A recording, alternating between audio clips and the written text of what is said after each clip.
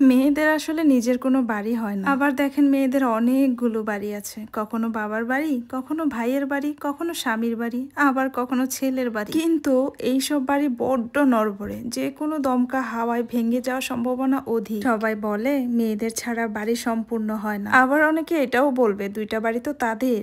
আরে ভাই, একটু এদিক সেদিক হোক, প্রাণপ্রিয় স্বামীও বলতে দেরি করে না যে আমার বাড়ি থেকে বের হও। আর স্বামীর বাড়িতে প্রবলেম হয়ে বাপের বাড়ি 1 মাস পরে থাকলে বোঝা যায় আসলে মেয়েদের কোনো বাড়ি হয় কিনা। যাই হোক, অনেক বড় বড় কথা বলে ফেললাম, তবে এইটা আমার নিজের বাড়ি, আলহামদুলিল্লাহ। এই বাড়ি আমার আর আমার স্বামীর দুজনের কষ্টেই করা। যখন আমাদের কিছুই ছিল না তখন সবাই দূরে সরে দিয়েছিল, আর দিবেই তো, এটাই তো নিয়ম। যার আছে তাকে সবাই কাছে টানে, যার নাই তাকে সবাই দূরে সরিয়ে দেয়। যাদেরকে সবচেয়ে বেশি আপন ভাবতাম তারা আমাদেরকে বুঝিয়ে দিয়েছে যে আমরা তোমাদের আপন না। হয়তো তাদের ওইসব বোঝানোর কারণে আমাদের অবস্থান আজকে এই অবস্থায় আছে। নিজের একটা ঘর, নিজের একটা সাজানো সংসার প্রত্যেকটা মেয়ের স্বপ্ন। আমি আমার এই স্বপ্নটা পূরণ করার জন্য আমার জীবনে অনেক কষ্ট করেছি। কষ্ট না করলে কখনো কষ্টের ফলটা এত দূর আসতো না। বাইরের দিকটা দুনিয়া সবাই দেখে, কিন্তু ভেতরে যে কষ্টটা, ভেতরে যে একটা যন্ত্রণা, এটা কাউকে কখনো দেখানোও যায় না, বলেও বোঝানো যায় না। সফলতা নিয়ে সমালোচনার অভাব হয় না, কিন্তু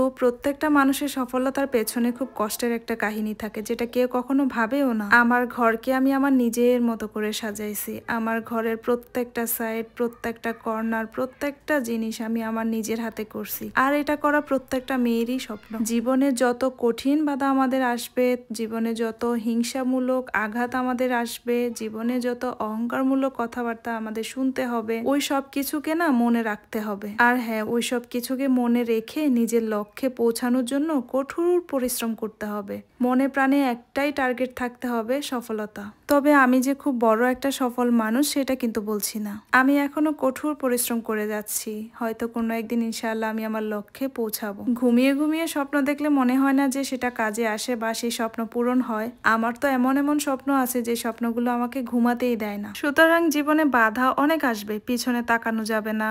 জীবনে অনেক সমালোচনা আসবে, সেগুলোর জবাব হুটহাট করে দেয়া যাবে না। আর সবচেয়ে ভালো কাজ হলো কথায় জবাব না দিয়ে কাজে দেয়া। কথা তো অনেক লোকেই শোনাতে পারে, কিন্তু আপনার খালি পেট ভরাতে কোন লোকে পারে? যাই হোক, আমাদের দুজনের স্বপ্নের শান্তির এই নীড়, আমাদের ছোট্ট কুঁড়ে ঘর, দিন রাত কঠোর পরিশ্রমের ফল। না জেনে না শুনে অনেকে অনেক কিছু বলবে, কিন্তু ভেতরের কাহিনী তো কেউ জানে না।